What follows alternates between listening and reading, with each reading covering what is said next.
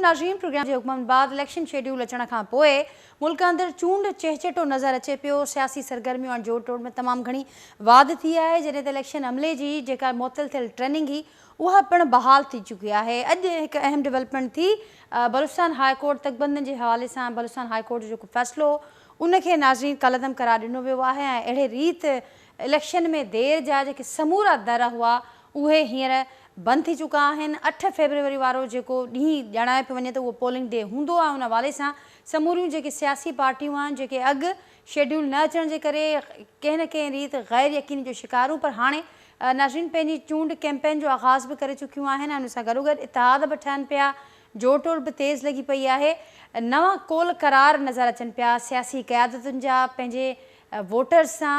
उन ते बि अॼु के प्रोग्राम में ज़रूरु ॻाल्हाईंदासीं ऐं उनखां सवाइ मुख़्तलिफ़ पार्टियूं जेके दावा त कनि पियूं, पर हिन भेरे जेका वोटर जी नफ़्सियात आहे ॼाणाए पियो वञे तमामु घणी मुख़्तलिफ़ बि आहे। सोशल मीडिया जो दौरु आहे, टेक्नोलॉजी जो दौरु आहे ऐं आम माण्हू पंहिंजे मसइलनि खे वठी करे बि तमामु घणो हसास ऐं संजीदा आहे, ॼाणे थो, सुॼागी आहे उन में। ऐं उन सां गॾोगॾु जेके पार्टीज़ जा एजेंडा आहिनि उन ते बि उनजी गहरी नज़र आहे। हिन वक़्तु ताईं नाज़रीन मुस्लिम लीग नून पंहिंजी नव नुकाती एजेंडा आहे उहा तयारु करे वरिती आहे। पीपल्स पार्टी जे हवाले सां ॼाणाए पियो वञे त हू मोहतरमा जी शहादत वारो जेको ॾिहाड़ो आहे उनखां पंहिंजी बाज़ाब्ता पंहिंजी जेका चूंड कैंपेन हूंदी उनजो आगाज़ कंदा ऐं उनखां सवाइ जेके ॿियूं पार्टियूं आहिनि उहे पिणु पंहिंजे पंहिंजे नाज़रीन पंहिंजी जेका उनजी कैंपेन आहे उनजो आगाज़ करे चुकियूं आहिनि। जेके मुख़्तलिफ़ डेवलपमेंट्स थियनि पियूं, इलेक्शनी जेका सियासत हले पई, इलेक्शनी जेके इतिहाद ठहनि पिया, उनखे तफ़सीली अॼु के प्रोग्राम जो हिसो बणाईंदासीं। जेको पैनल मूंसां गॾु मौजूदु आहे उनजो तारुफ़ असां कराईंदसि। मूंखे जॉइन कियो आहे अॼु के पैनल में नाज़रीन सीनियर अॻवान आहिनि पाकिस्तान पीपल्स पार्टी जा डॉक्टर करीम ख्वाजा साहब, मूंसां गॾु अॼु के प्रोग्राम जो हिसो आहिनि। मियां अज़ीम साहब मुस्लिम लीग नून सां तालुक़ रखंदड़ सीनियर अॻवान, एडवोकेट अलीपल साहब सीनियर नाज़रीन अॻवान आहिनि पाकिस्तान तहरीक इंसाफ़ जा, उहे पिणु हिन प्रोग्राम जो हिसो आहिनि। सीनियर सहाफ़ी ऐं तज़िया निगार डेली सिंधियार जा एडिटर एजाज़ महर साहब हिन प्रोग्राम जो हिसो आहिनि। अवां सभिनी खे भलीकार, अवां सभिनी जी महिरबानी ऐं सभिनी जी इजाज़त सां करीम साहब अवां खां आगाज़ कयां थी गुफ़्तगू जो। मुस्लिम लीग नून पारां इहा ॻाल्हि साम्हूं अचे पई जेतोणीकि जेके कोल करार थियनि पिया, पाकिस्तान पीपल्स पार्टी बि हुन में पोइते नाहे, वाइदा बि थियनि पिया, मामला साम्हूं अचनि पिया, पर मुस्लिम लीग नून ॼाणाए पई, मियां साहब इहा ॻाल्हि कनि पिया त असीं सिंध अंदरि जेका ख़ासि करे जेका तरक़ी जी जेकॾहिं ॻाल्हि कजे स्पेसिफिकली सिंध सभ खां वधीक जेके तरक़ियाती मनसूबा या जेके तरक़ियाती कम कराया आहिनि उहे मुस्लिम लीग नून कराया आहिनि। हू ॼाणाइनि था त कोयलो बि हितां खां जेको कमु थियो आहे शुरू उहो पिणु मुस्लिम लीग नून ॾांहुं उनजो क्रेडिट वञे थो। पावर हाउस कराची में उनजो क्रेडिट बि मुस्लिम लीग नून ॾांहुं वञे थो। उन समेत जेके ॿिया मामला हू ॼाणाइनि था त जिन सभिनी जो जेको क्रेडिट आहे उहो मुस्लिम लीग नून ॾांहुं वञे थो ऐं इहा ॻाल्हि बि मुस्लिम लीग नून करे थी त हिन भेरे जेकॾहिं सिंध जो आवाम चाहे थो त पंजाब जहिड़ी तरक़ी सिंध अंदरि थिए त पोइ नून लीग खे ज़रूरु आज़माए, असीं मनी बैक गारंटी ॾियूं था। छा चवंदो अवां? नाज़िया अमीर महिरबानी, वो हिननि जो हक़ आहे हर पार्टी जो वो सुहाना ख्वाब ॾेखारीनि जी। कोयले जो जेको तालुक़ आहे उहो त 93-94 में बेनज़ीर भुट्टो शहीद इन चीज़ जो जेको आहे सो बुनियाद विधो। केटी बंदर ऐं कोयले वारो गॉर्डन वू जेको हांगकांग मां आयो हो ऐं बिस्मिल्लाह करे स्टार्ट विधी। वरी जेको नवाज़ शरीफ़ आयो 97 में उथंदे शर्त इहो मनसूबो अंडर कारपेट करे छॾियो। जॾहिं असांजी हुकूमत आई त पोइ वरी इन चीज़ खे वरी बेनज़ीर शहीद जे हवाले सां इहा चीज़ खणी ऐं जेको आहे सो जॾहिं नवाज़ शरीफ़ वारी जी गवर्नमेंट हुई 93 में, सॉरी 2012 में, उन खां ऑनवर्ड त हिननि गारंटी कान ॾिनी। इहे सिंध जी गारंटी ते सॼो कमु थियो आहे। हाणे इहे सभु चीज़ूं चेकअप थी सघनि थियूं छा इहो इंटरनेट ते पुरानी अख़बारी कटिंग्स में। पोइ करीम साहिब इहे दावाऊं छो पई थियनि? छाकाणि त सिंध अंदरि सभ खां, जीअं तव्हां पाण बि ॼाणायो, सभ खां वधीक जेकॾहिं कंहिंजी हुकूमत रही आहे त उहा पाकिस्तान पीपल्स पार्टी आहे। मुसलसल टियों दौर असीं ॾिठोसीं पाकिस्तान पीपल्स पार्टी रही ऐं वॾो मैंडेट पाकिस्तान पीपल्स पार्टी खे मिलियो, पर मुस्लिम लीग नून कोयले समेत जेके मुख्य प्रोजेक्ट्स आहिनि उनजो क्रेडिट खणे थी त ही असीं सभु कम कराया आहिनि ऐं हू शिकायत बि कनि था। मियां नवाज़ शरीफ़ साहिब इहा ॻाल्हि बि कई आहे त कमु असीं करायूं ऐं वोट को ॿियो खणी वञे, त अहिड़ी सूरत हाल आहे सिंध अंदरि। ॾिसो, हाणे हुनखे शिकायत करण जो हर चीज़ जो उहो भले कनि वञी करे, पर फैक्ट्स ऐं फिगर खे शयुनि खे ॾिसी करे ॻाल्हाइबो आहे। कोयले जी ॻाल्हि मूं कई आहे जेको चेकअप थी सघे थो इंटरनेट ते। उन खां पोइ जेको आहे सो हिननि करे नौकरियूं कोन ॾिनियूं आहिनि सिंध में। तव्हां ॾेखारियो असांखे अगरि 3 दफ़ा मैंडेट मिलियो आहे त ज़रूरु माण्हुनि वोट ॾिनो आहे, कोई ठगी करे त कोन आया आहियूं। माण्हुनि खे नौकरी, रोज़गार, रोड रस्ता, मेडिकल जी सहूलियतूं 100% न त कुझु न असां रिलीफ ॾिनो आहे। बेनज़ीर इनकम सपोर्ट, इहे सभु असांजियूं जेके सो डिस्कवरीज़ आहिनि। जेसि ताईं तालुक आहे त हाणे त मुंहिंजे ख़्याल सां सिंध जो माण्हू नवाज़ शरीफ़ खे मुश्किल वोट ॾे। इन करे जो ही ख़ुदि चवनि पिया, हिन जो बशीर मेमण साहब आहे, ॿियो हिन जा स्टेटमेंट ऑन रिकॉर्ड अची चुका आहिनि त 18 अमेंडमेंट में असां जेको तरमीम पिया कई ख़तमु कंदासीं। त हाणे जॾहिं सिंध में, बलूचिस्तान में, केपी में, ख़ुदि पंजाब में अगरि 18 अमेंडमेंट जे करे पैसा आहे, जेको NFC जे मद में शयूं वधियूं आहिनि, त जेकॾहिं ही ख़तमु कंदा त पोइ छा थींदो? ॿी ॻाल्हि इहा आहे त पंहिंजो हिननि वटि कैंडिडेट्स कोन। ही ख़ुदि जॾहिं बशीर मेमण सां मिलण आया हुआ, हिन जो जेको एक्स स्पीकर ऐं ॿिया जेके माण्हू, उन्हनि चयो त असांखे 5-7 सीटूं मिलनि त वॾी ॻाल्हि सिंध मां। हिननि वटि केतिरा कैंडिडेट्स आहिनि उन्हनि। इवन पंजाब में हिननि खे जेको आहे सो वॾा प्रॉब्लम्स आहिनि। हिननि जो वोट बैंक मुतासिर थियो आहे छा जो अपॉर्चुनिस्ट स्टैंड जे करे मियां साहब जे। सो हाणे इलेक्शन आहे, इलेक्शन में उहे भले ॻाल्हियूं कनि। ख़ुदि बशीर मेमण जेको न हाला में खटे पियो, न शदाद कोन्हे। त हिन जो जेको आहे कैप्टन आहे, उहो बि मुंहिंजे ख़्याल सां को पॉलिटिकल माण्हू कोन्हे। उहो पंहिंजे प्रोफेशन में बिल्कुलु आला दर्जे जो माण्हू हूंदो, उहो ॿी ॻाल्हि आहे, पर हुन मिज़ाज ई कोन्हे, सियासी मिज़ाज ई कोन्हे। ऐं ॿियो जेको आहे जंहिं ते रिलाए करे मुस्लिम लीग उन माण्हू ते रिलाए करे सॼे सिंध में विढ़ती आहे। त मुंहिंजो चवण जो मतिलबु आहे त भले हू ॻाल्हियूं कनि, भले हू जेके सो दावाऊं कनि, दावाऊं ऐं ॻाल्हियूं त PTI बि कयूं। आख़िर में वधि में वधि जेको पंहिंजो स्पेस एस्टेब्लिशमेंट खे ॾिनो, वधि में वधि जेको आहे सो नंढनि सूबनि खे को नुक़सान ई पहुचायूं। सर करीम साहब, पर हाणे त हू पंजाब सां कंपेयर कनि था। हू चवंदा असीं रुगो ॻाल्हियूं नथा कयूं, पंजाब में त असीं पूरो नेटवर्क विछायो आहे। उनखां सवाइ मुल्क जे ॿियनि हिसनि में जिते जिते मोटरवेज़ आहिनि, जिते जिते इंफ्रास्ट्रक्चर जी बहितरी आहे, उहा मुस्लिम लीग नून जे दौर में थी आहे। त जेकॾहिं अहिड़ो मामला अमीं बि चाहियो था त पोइ सिंध जा माण्हू ज़रूरु इन पासे ॾांहुं निहारनि। त इहा त हक़ीक़त आहे, नज़र त अचे थो। ॾिसो, असां जेको आहे सो सिंध में या पाकिस्तान पीपल्स पार्टी नौकरियूं ॾींदियूं आहिनि, मुस्लिम लीग नौकरी कोन ॾींदी आहे। ठीकु। जॾहिं बेनज़ीर शहीद आई या जॾहिं असीं आयासीं या भुटे शहीद जे वक़्त में नौकरी असां ॾिनियूं। ही जेके ओवरसीज़ पाकिस्तानी सॼी दुनिया में सेटल आहिनि, इहे बि असां भुटे शहीद शुरू कया हुआ।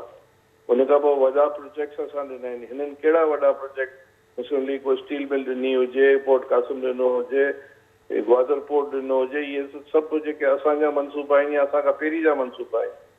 त हिन छा कयो आहे? माना हिन कहिड़ा जेको रोड रस्ता जेके ॾिना आहिनि, ठीकु आहे, नौकरियूं असां ॾिनियूं आहिनि।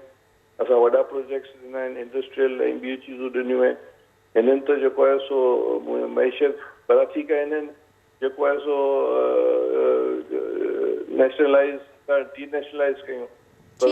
प्रोजेक्ट्स कहिड़ा वठी आया? ठीक करीम साहब, पॉइंट टेकन। मियां अजीम साहब भी मुझसे मौजूद हैं, अली पल साहब, एजाज मार साहब हैं। मियां अजीम साहब, आप क्या कहेंगे, किस बुनियाद पर सिंध की अवाम आपको आजमाएं, मुस्लिम लीग नून के पास आएँ, वो उनको वोट दें? जैसे करीम साहब ने कहा कि आप तो पराए मंसूबों पर अपनी तख्तियाँ लगवा रहे हैं नामों की, साथ साथ ये भी कह रहे हैं कि कैंडिडेट्स ही नहीं है सिंध में आपके पास। आपके जो सिंध के अंदर जो कैप्टन हैं वो खुद कोई सियासी बैकग्राउंड नहीं रखते, उनको भी बड़ी मुश्किलात आने वाली हैं। आप किस बुनियाद पर ये बात कर रहे हैं इतनी बड़ी? जी बिस्मिल्लाहिर्रहमानिर्रहीम। देखें, सबसे पहले जो जिस बुनियाद की आप बात कर रहे हैं, किस बुनियाद के ऊपर हम बात कर रहे हैं, पाकिस्तान के 77 ईयर के अंदर आप देख लें, 3 हुकूमतें, एक डिक्टेटर ने हुकूमत की है, एक पीपल पार्टी ने हुकूमत की है और एक नून लीग ने हुकूमत की है। 3 हुकूमतें मुख्तलिफ तरीके से रही हैं। कभी नून की हुकूमत रही है, कभी पीपल पार्टी की रही है और कभी किसी डिक्टेटर की हुकूमत रही है। ये कंटिन्यू एक सिलसिला चलता रहा है।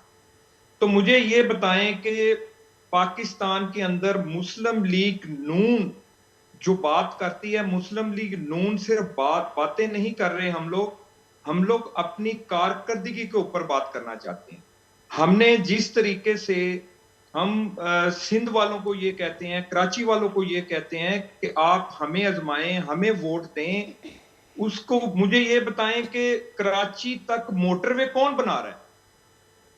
लाहौर से मुल्तान, मुल्तान से सक्खर और हैदराबाद, और आज भी जो हम बात कर रहे थे हैदराबाद से कराची हम बनाने के लिए जा रहे हैं। तो ये कोई एक काम मुझे बता दें जो पीपल पार्टी का नुमाया काम हो, जो किसी डिक्टेटर का नुमाया काम हो। मुस्लिम लीग के इतने पब्लिक के लिए, पाकिस्तान की अवाम के लिए बेशुमार इतने काम है कि अगर मैं अब वो काम आपको गिनाना शुरू करूं तो आपके प्रोग्राम का टाइम कम होगा।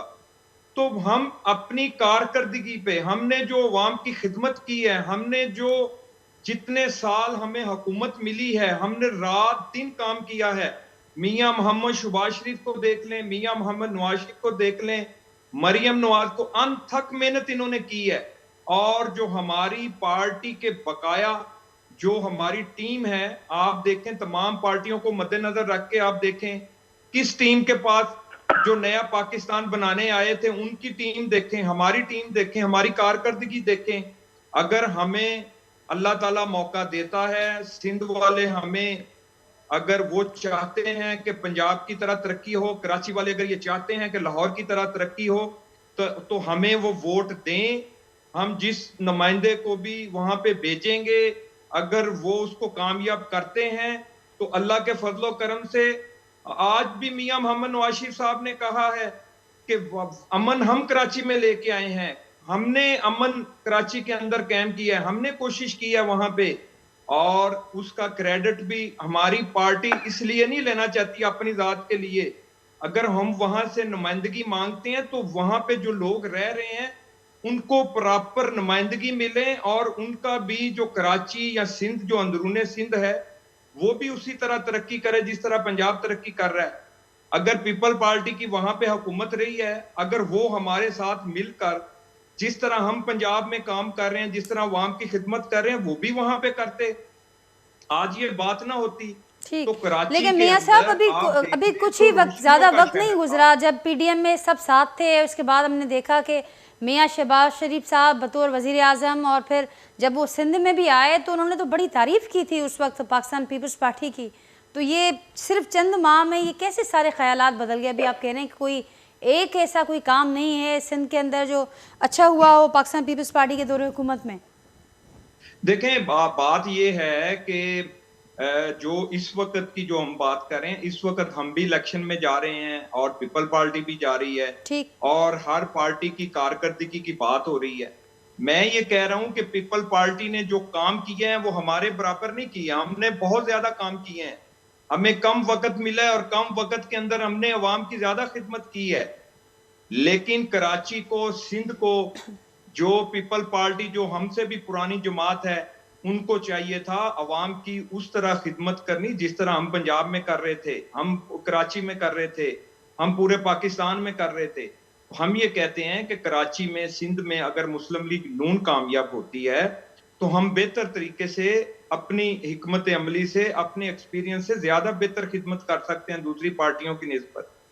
और अगर इनके पास, दूसरी पार्टियों के पास, मैं खाली एक पार्टी की नहीं बात करता, दूसरी पार्टियों के भी पास ये पूरा पाकिस्तान पड़ा हुआ है। पूरे पाकिस्तान के अंदर आप लोग आए अपनी कारकर्दगी के को साबित करें। जो आपको हुकूमतें पहले मिली थी पीपल पार्टी को, मुझे चलो कोई एक ऐसा काम बताएं कि जो उन्होंने किया हो। मैं आपको अगर बताना शुरू करता हूं, आप मोटरवे देख लें, आप और बेशुमार ऐसी चीजें हैं। बिजली का जो हमारा लोड शेडिंग, जो पीपल पार्टी की हुकूमत में, मुशर्रफ की हुकूमत में 16-16 घंटे लोड शेडिंग होती थी, वो किसने कम किया आके?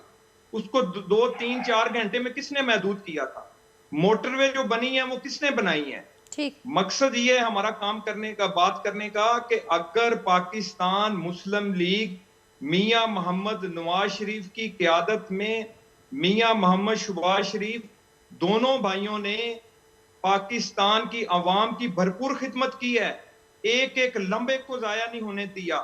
और यहाँ पे जो हम कराची की बात करते हैं, देखें कराची पाकिस्तान की हब है, और पाकिस्तान, अगर कराची के हालात बेहतर होंगे कराची जो रोशनियों का शहर होता था वो दोबारा उसी तरीके से हम ये चाहते हैं कि कराची पाकिस्तान का जिस तरह पहले नुमाया शहर था, सबसे खूबसूरत सबसे बड़ा शहर है वो, उसी तरह वहां के रहने वालों को सहूलतें भी मिलनी चाहिए, उसी तरह के वहां पे अमन भी होना चाहिए।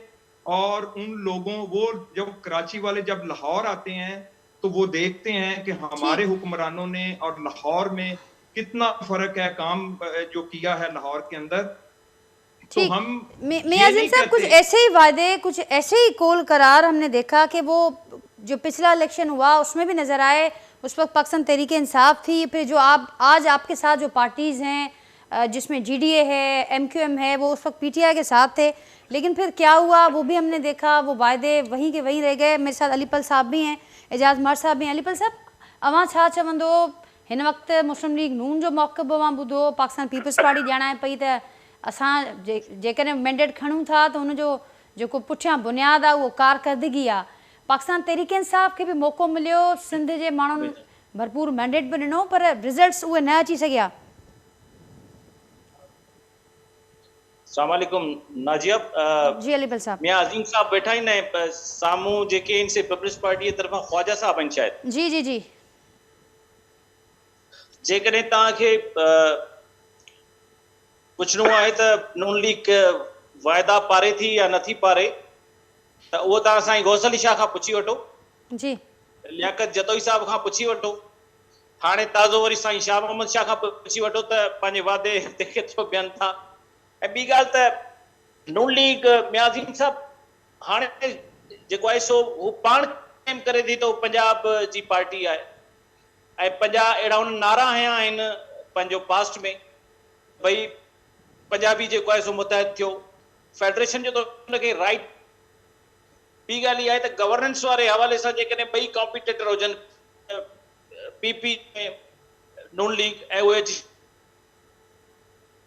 त पोइ ख़ान साहब खे जंहिं तरीक़े सां हिननि सिंध हाउस में वेही इहा कई ऐं उन खां पोइ इहो सॼो ॿाहिरियां अंदरियां सभिनी सां गॾिजी जेको हिननि ख़ान साहब खे लाहे चयो त भई कॉन्स्टिट्यूशन, उन खां पोइ जेका हिननि गवर्नेंस जो मॉडल ॾेखारियो जंहिंमें बिलावल भुट्टो साहब को मुल्क अहिड़ो कोन छॾियो उन सॼे अरसे में जेको उन न घुमियो हुजे, ऐं उन खां पोइ नून लीग जो सॼो मॉडल अची वियो जेको चवंदा त मैनेजर आहे सुठो, is a good manager Shehbaz Sharif साहब, हीअ त एक्सपोज थी विया।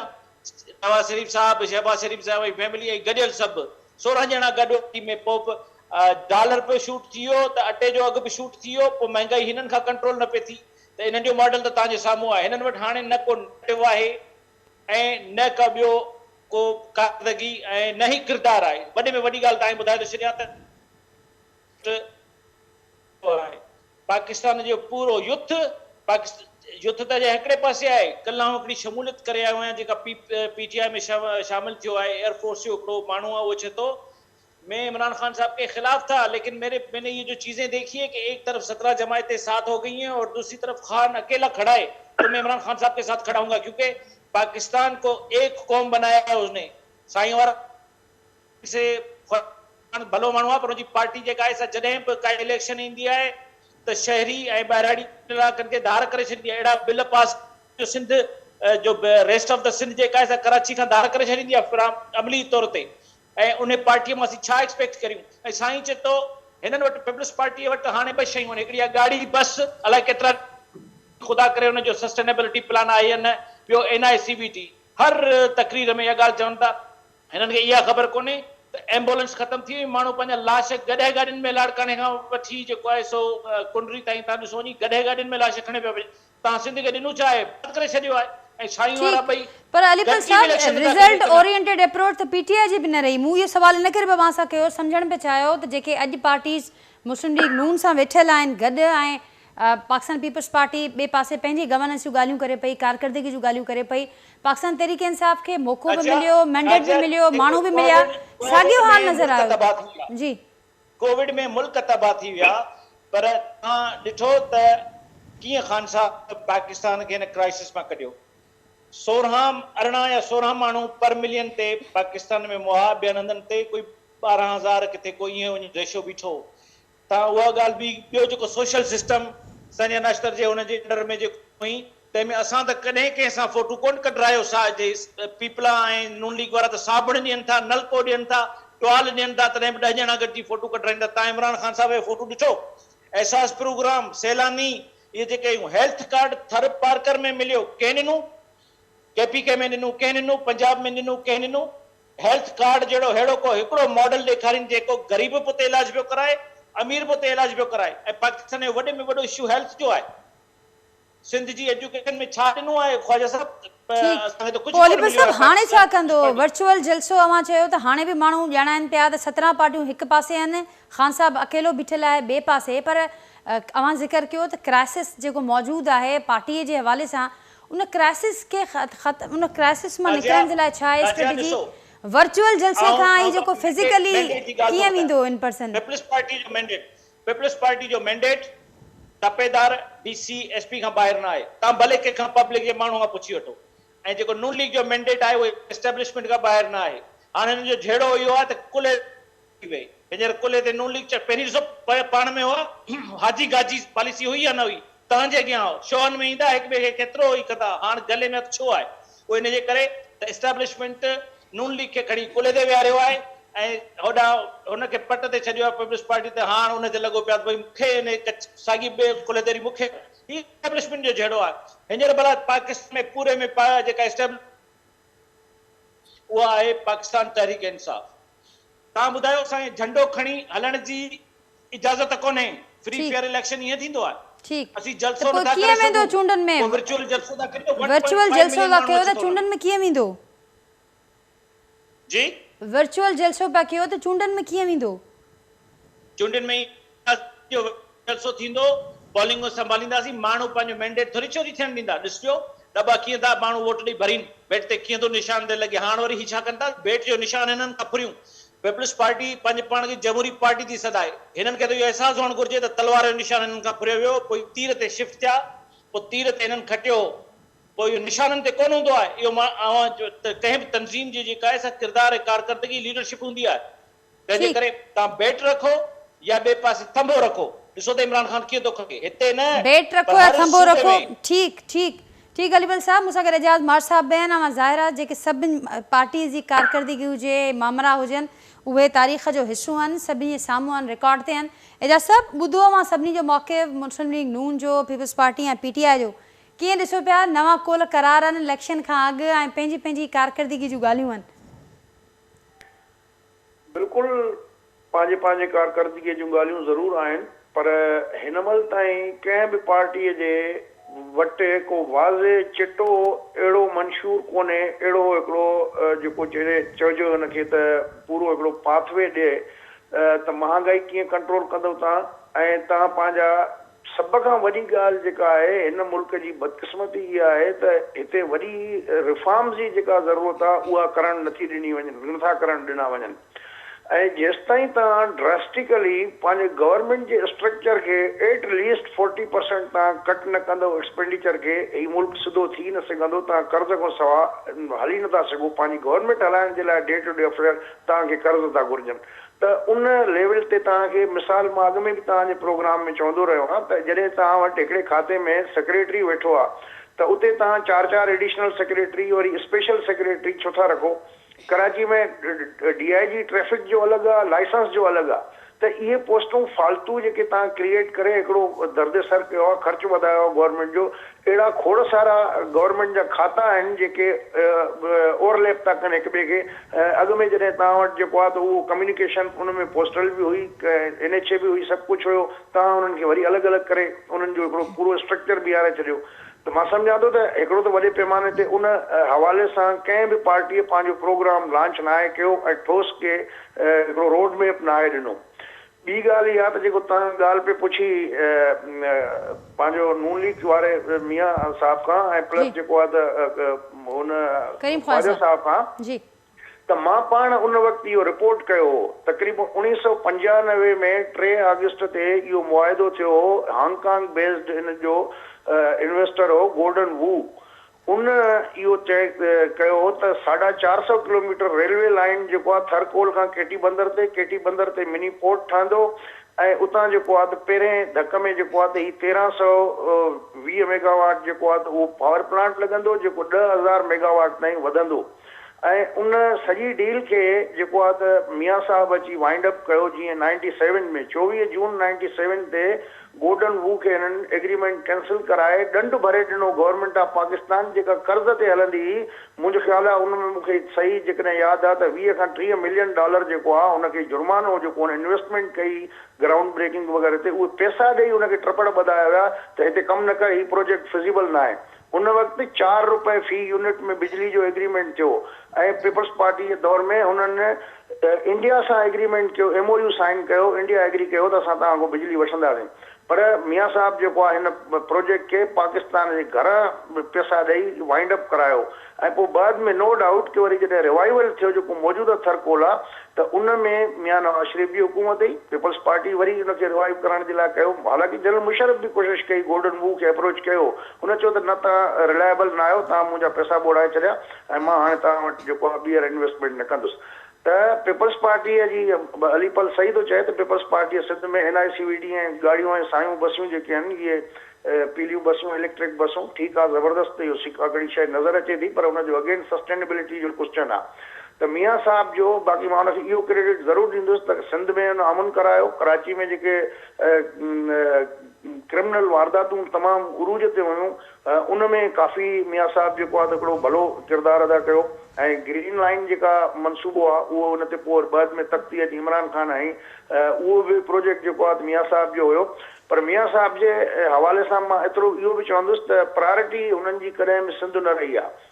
ऐं तव्हां ॾिठो हूंदो, तव्हांखे यादि हूंदो त 97 वारी गवर्नमेंट में जॾहिं नून लीग खे स्पेस मिली, सिंध में अल्टरनेट पीपल्स पार्टी जो नून लीग साबित थी, त वरी जॾहिं 98 में एटमी धमाका थिया त मियां साहब कालाबाग डैम जो ऐलान करे छॾियो, त जेको सिंध जे लाइ ज़िंदगी ऐं मौत जो मसइलो आहे। त मक़सदु सॼी दुनिया में हीअं हूंदो आहे त ट्रैफिक जनरेट थींदी आहे पोर्ट सिटी मां, ऐं पोर्ट सिटी कराची मां तव्हां मोटरवे ठाहियो आहे हैदराबाद या सखर ॾे अॻु में, बजाए तव्हां ठाहियो लाहौर खां इस्लामाबाद, वरी इस्लामाबाद खां तव्हां पेशावर ठाहियो, त पंजाब में जहिड़े तरीक़े सां मोटरवेज़ क़ाइमु कया विया, उन्हनि जी रखवाली निगहबानी कई वई, जल्दी उन्हनि खे पाए तकमील ताईं पुॼायो वियो, उहो स्पिरिट असांखे सिंध जे मोटरवे में नज़र न आयो।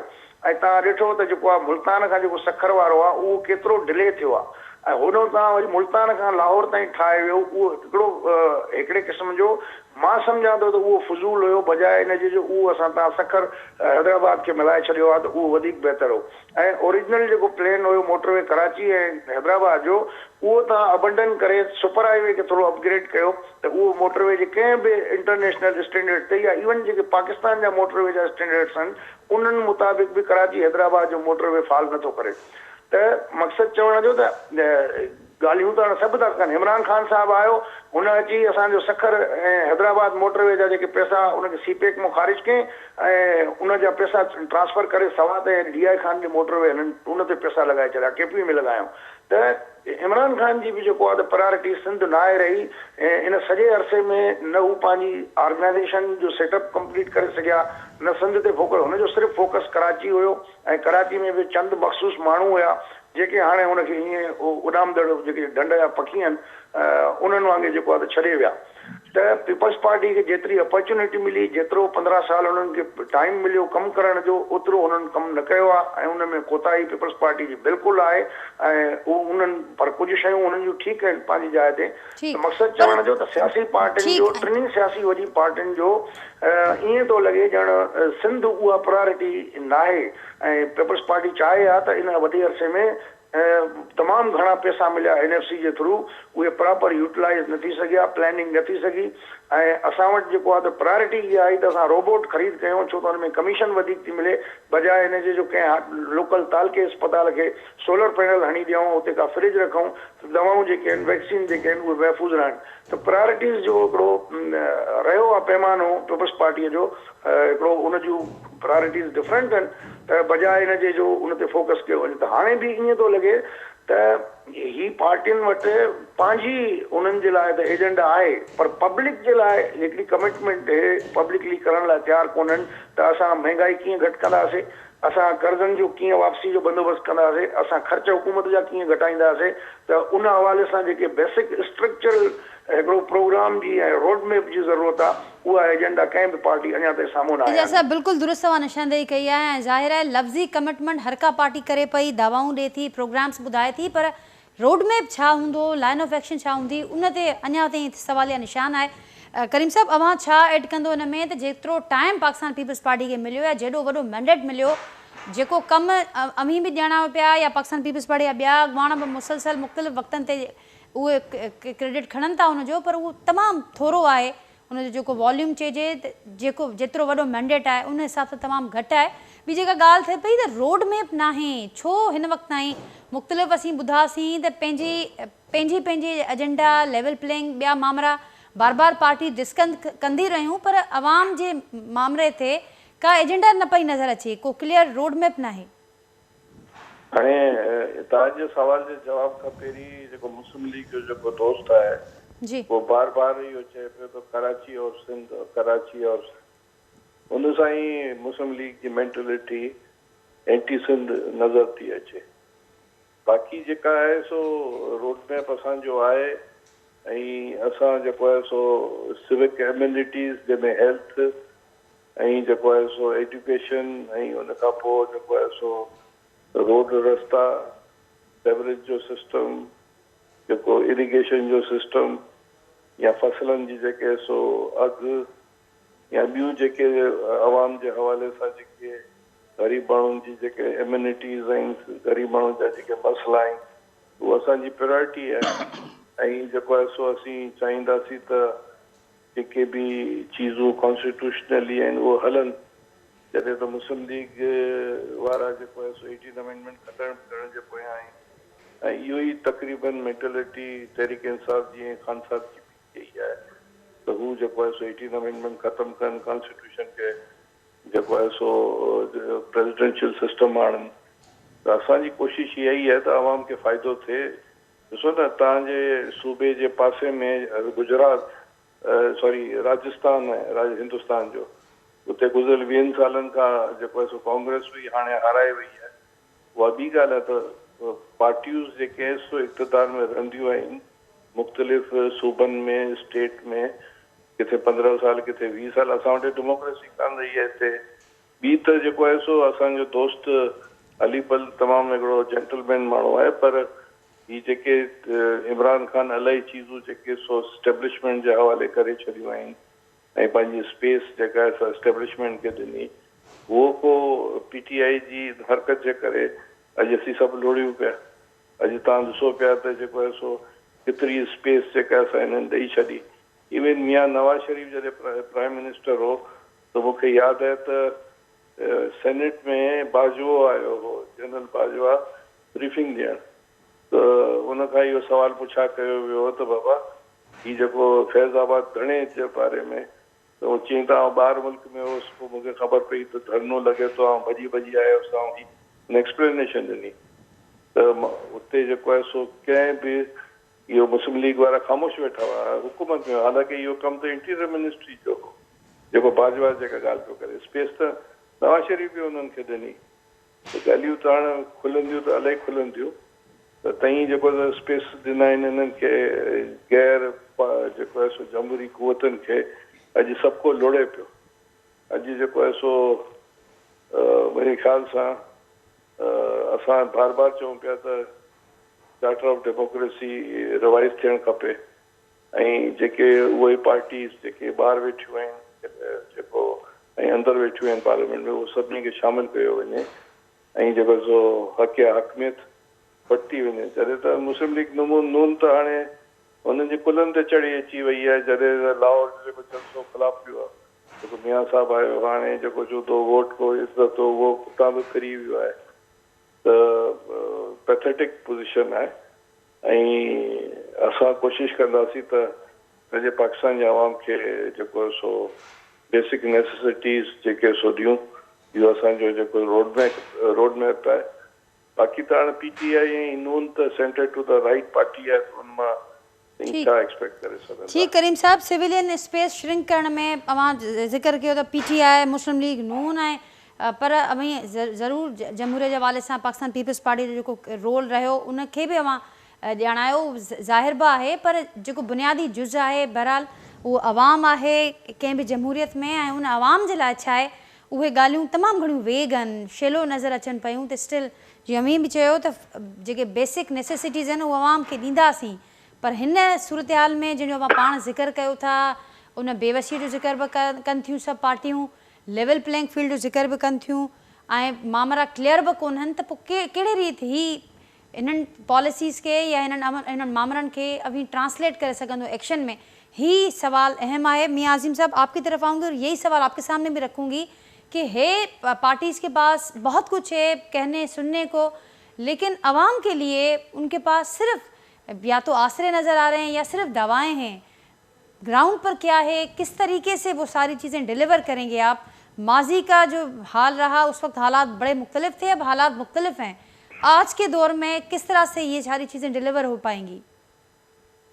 देखें, इसमें मैं बताना चाहता हूं कि देखें, पाकिस्तान मुस्लिम लीग के अलावा जो सबसे बड़ी बात है, मियां मोहम्मद नवाज शरीफ जिनके पास 30-35 साल का एक्सपीरियंस है, ये सबसे बड़ी बात है। जो हमारे पार्टी के पास मियां मोहम्मद नवाज शरीफ हमारा सरमाया है, हमारे कायद हैं।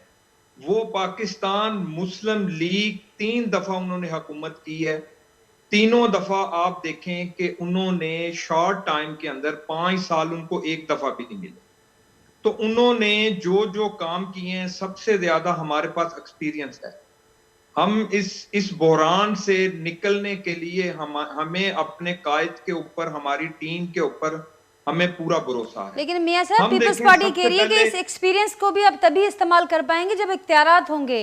वो कह रहे हैं कि वो जो स्पेस थी वो पाकिस्तान तहरीक इंसाफ ने और मुस्लिम लीग नून ने बड़ी तेजी से वो श्रिंक कर दी है अब, और मजीद वो श्रिंक होती जा रही है।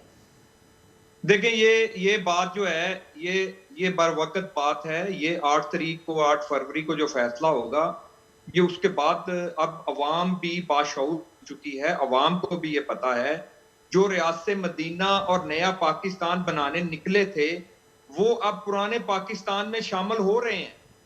वो पुराना पाकिस्तान को पसंद कर रहे हैं, वो पुराने पाकिस्तान में आके नया पाकिस्तान ढूंढेंगे। तो बात ये है कि हम इंशाअल्लाह अल्लाह के फजल करम से सबसे पहले जो पाकिस्तान को माशी सूरत हाल जो इस वक्त है, हम माशी सूरत हाल को बेहतर करने के लिए सबसे पहले हमारे जो इकदाम होगा उसमें हमने बेशुमार चीजें जो हैं हमने प्लान की हुई है इस मुल्क के लिए, अवाम के लिए। ज़री शोबे के अंदर हम जाना चाहते हैं हम, और बेशुमार ऐसे पाकिस्तान के अंदर अपॉर्चुनिटी मौजूद है कि जिसके ऊपर मुख्तलिफ हुकूमतों ने काम नहीं किया। हम उनमें जाके पाकिस्तानी अवाम को सबसे ज्यादा जो है, हम एक्सपोर्ट के ऊपर जो डॉलर का मसला चल रहा है, जो और हमारी बेरोजगारी इस मुल्क के अंदर है, हम उसके ऊपर इंशाअल्लाह ताला काबू पाएंगे। और जो बाकी तरक्याती काम हमारे रोके गए थे, हम इंशाअल्लाह ताला उनको जल्दी कंप्लीट करेंगे। और हमारे पास जो पाकिस्तान की दफा है, हम पाकिस्तान की दफा को खारजा पॉलिसी को मद्देनजर रखते हुए, खारजी हालात को मद्देनजर रखते हुए हम अपनी दफा को और मजबूत करेंगे, जिसकी इस वक्त सबसे ज्यादा जरूरत है। इस वक्त सबसे ज्यादा हम सब पार्टियों को ये चाहिए कि जो ये नए पाकिस्तान वाले और रियासत मदीना बनाने वाले, जिन्होंने पाकिस्तान के अंदर खाना जंगी के हालात पैदा किए हुए थे, हम उनसे भी, उनके वोटर सपोर्टरों को भी, तमाम पार्टियों के जो वोटर सपोर्टर हैं और उनके जो नुमाइंदे हैं, हमारी ये गुजारिश होगी, अव्वलीन जो काम है वो सबसे जरूरी ये काम है कि अदारों के साथ बामी रजामंदी के साथ अपने पाकिस्तान के मफाद को मद्देनजर रख के हम सियासत करें। हम अपनी जात से बाहर निकल के, हम पाकिस्तान को आगे रख के, हम पाकिस्तान के रोशन मुस्तकबिल को सामने रख के सियासत करें। हम अपनी फौज को और मजबूत करें। फौज के ऊपर अगर आप तनकीद करते हैं, किसी एक बंदे के ऊपर आप तनकीद करें, पूरे अदारे के ऊपर तनकीद ना करें। पूरी दुनिया के अंदर आप देख लें, पूरी दुनिया के अंदर जो पाकिस्तान वाहिद मुल्क है जिसके पास एटमी ताकत है, और जो दुनिया को बर्दाश्त नहीं हो रहा और जो हम आपस में लड़ के और मुख्तलिफ तरीके से हमने दूसरे मुल्कों की ख्वाहिशें पूरी की हैं, मैं ये कहता हूं कि पीटीआई वाले बाकी जमातें अपनी जात से बालातर होकर मुल्क के लिए आए, और अल्लाह ताला ने हमें इक़्तिदार दिया तो हमारा जो अव्वलीन तरजीह होगी, हम तमाम पार्टियों को साथ मिला के कोशिश करेंगे कि इस मुल्क को इस बुहरान से निकालें, चाहे किसी भी पार्टी के साथ किसी का ताल्लुक हो। जो मुहब्बे वतन है, जो मुल्क का दर्द रखता है, उसको आगे आना चाहिए। ठीक मियां साहब, पॉइंट टेकन। अलीपल साहब छा इट कंदो, अवां छा चवंदो जेकॾहिं असांखे मिले थो त ज़ातुनि खां मथां थी करे मामरनि खे ॾिसणो पवंदो? मियां आज़ीम साहब ऐं डॉक्टर करीम साहब खे मां ॿुधो। मियां आज़ीम साहब वालों को 3 दफा मिल चुका है, अवाम के हालात इन्होंने देख लिए और फिर ये कह रहे हैं कि सब तंजीमों को मिलाकर हम जो है वो अच्छे लोगों के लिए जो है वो काम करेंगे। सब तंजीमों को भी इन्होंने मिला लिया, फर्क नहीं पड़ा, कुछ नहीं हुआ, बल्कि पब्लिक के हालात तो बहुत खराब हुए। और ये कह रहे हैं कि जी जो अवाम का जो असल नुमाइंदा हो उसको आना चाहिए। अगर अवाम का असल नुमाइंदा आपको नहीं पता मियां आज़ीम साहब, हमको पता है कि कौन है। इस वक्त वो इमरान खान साहब हैं जो 70% से अबव पॉपुलरिटी इंजॉय कर रहे हैं ना, तो करने दें। अगर आपका जो पुराना बयानिया था कि जी वोट को इज्जत दें, वो आपके पास नहीं रहा, वो भी हमने आपसे छीन लिया है कि वोट को इज्जत देने वाला बयान तो कहता है कि इलेक्शन तो आप तो आ नहीं सकते इस वक्त, इलेक्शन आना भी है कि हाथ बांधो इमरान खान के, तो इसको जेल में डाल इलेक्शन करेंगे। तो भाई इस तरह तो वोट की इज्जत दो वाला बयान नहीं चलता। दूसरी बात पीपल्स पार्टी की, उस पर आते हैं हम कि जी वो कहते हैं कि जी हमने 3 दफा जो है वो प्रोविंस के लिए ये किया। आपको पता है कि ज़राअत में ख्वाजा साहब इस रियलिस्टिक हकीकत पसंद है कि वो एग्री करेंगे। हमारी जो सिंध है खास तौर पे उसकी मैशत जो है वो एग्रीकल्चर पे है, और वहां जो छोटी मोटी थोड़ी बहुत भी इंडस्ट्री है, कॉटन फैक्ट्रीज, शुगर फैक्ट्रीज, वो भी एग्रीकल्चर पे है।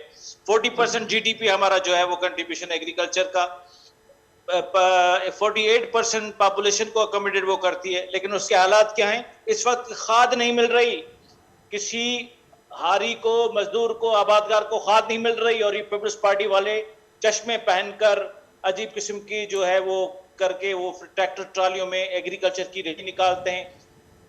किसी से ये बात छुपी हुई है कि आबादगार जो शुगर कैन के थे उसके पैसे कहां फंसे हुए थे? उनके पैसे बिलावल हाउस में फंसे हुए थे, जिसके लिए गिरफ्तार दी कि भाई पैसे तो हारियों के दो। जो हारियों के पैसे खा जाएगा वो रियासत में आकर क्या कुछ नहीं करेगा। मैं कहता हूं ये दोनों बिजनेसमैन हैं, इनके बिजनेस चल रहे हैं। इस पार्टी की एक बात मैं दूसरी करता चलूं, इनके गवर्नेंस देख लें, इतनी बैड गवर्नेंस, वर्स गवर्नेंस से फातिमा फर्डो के केसेस रोज हो। उसमें आते हैं कि जी ह्यूमन राइट्स की के अलावा एक और चीज आप देखें, ये है कि आधा तुम्हारा आधा, यानी काम नहीं करना, टीएमओ कल्चर, कि ये आपने हाउसेस पे पैसे पहुंचाने। क्या बिलावल भुट्टो साहब को जैसा टीएमओ पे करता है उसके लोकल हाउस को? ठीक अली साहब, ये सारी गालियों ज़ाहिरा रिकॉर्ड पे मौजूद है। मैं समझता हूं कि अगर ये इमरान खान के पास हम तो वो उसको तो पार्टी से निकाल देते। ठीक जी एजाज साहब, फाइनल कमेंट छा ऐड कंदो? अवां मौक़े अवां ॿुधो पिया ऐं पार्टीज़ ॼाणाइनि पियूं, हिक ॿिए ते ज़ाहिरा हिक ॿिए जा जेके मामरा आहिनि उहे एक्सपोज़ बि कनि पियूं, पर गॾोगॾु पाण किथे किथे पार्टीज़ जा जेके मामरा रहिया जिन ते आवाज़ बि उथंदा रहिया, तनक़ीद बि थींदी रही, उहे मामरा उन्हनि ते रियलाइज़ेशन न पई नज़र अचे। ॾिसो, पाकिस्तान जी सियासत जेका आहे उहा मूंखे लॻे थो कोयले जो कारोबार आहे, उन में कंहिंजा बि हक़ साफ़ कोन्हनि थिए। ऐं इमरान खान साहब जी अकबर साहब वॾी तारीफ़ थो करे, पर मां थो सम्झां त उन जहिड़े तरीक़े सां घड़ियूं विकियूं ऐं तोशा खाननि जी कमनि में फाथो, त उहो बि हिकिड़ो पंहिंजी जाइ ते नओं मिसाल आहे। ऐं छा तव्हांखे यादि कोन्हे जॾहिं 25 रुपया हिकिड़ी राति में जेको आहे जी 25 रुपया जॾहिं पेट्रोल वधियो हो त उन महिल बाइको कंपनी जो नदीम केरु हुयो, जंहिंजा 2 जहाज लंगर अंदाज़ थिया राति जो, हिकिड़े ई धक में जेको आहे अरबे रुपया कमाए विया। दवाऊं कंहिं विकियूं, दवाउनि जा अघु कीअं जेको आहे रेट हुननि वधाया। इहो क्यानी साहब जेको हाणे तहरीक इस्तेकाम पार्टी में हलियो वियो, त इन ते इमरान ख़ान पाण जांच कराई सभिनी जे ख़िलाफ़ शुगर स्कैंडल में खुसरो बख्तियार जेको आहे उहे फूड स्कैंडल में मुलविस हुया, अटे चीनी जे बुराननि में इहे माण्हू हुया। त इन्हनि जे ख़िलाफ़ ख़ुदि इमरान ख़ान पाण इंक्वायरियूं करायूं, इंक्वायरी रिपोर्ट पाण वटि रखी वेही रहियो, कंहिंजे ख़िलाफ़ एक्शन न कयईं। त इमरान ख़ान साहिब जे सभु ख़बर आहे कि इमरान ख़ान साहिब पाण वरी कहिड़ो जेको आहे त उहो खीर मां वेतल हुयो। सभु इहे हथ कोले में कारोबार में सभिनी जा अहिड़ा रंगियल आहिनि। ऐं हिक ॿिए खां वधीक ॻाल्हियूं कनि, सिहत कार्ड में जेतिरी करप्शन थी आहे सिहत कार्ड में, तव्हां उहो ॾिसो उन में बि वॾनि माण्हुनि कमायो। हिकिड़े माण्हू जेको वञे थो इस्पताल, उते इस्पताल प्राइवेट इस्पताल में वञी हुनखे चवनि था तोखे हे इलाज असां लिखी था ॾियूं, दवाऊं खाते में लिखी उहे 3000 तोखे था ॾियूं ऐं 3 लाख असां था खणूं। त मक़सदु त चवण जो त हू पीपल्स पार्टी बि पिनाए थी माण्हुनि खे त भई तव्हांखे हुननि वटि वॾे में वॾो प्रोग्राम इहो आहे त असां जेको आहे तव्हांखे बेनज़ीर इनकम कार्ड ॾींदासीं। माना माण्हुनि खे तव्हां पिनण जे जेका दग था वठायो या पंहिंजे हिकिड़े करप्शन जा जेको आहे हिकिड़ा दग था ठाहियो पिया।